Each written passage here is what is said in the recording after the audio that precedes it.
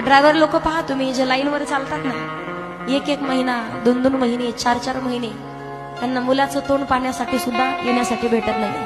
अहो कधी जर तिकडे जर एखादी वाईट घटना घडली ना, कुठे काय जातात पत्ता सुद्धा लागत नाही, परत घरच्याला मिळाही लागत नाही कुठे आहे. 2 दिन 3-3 महिने बाहेर राहावं लागतं.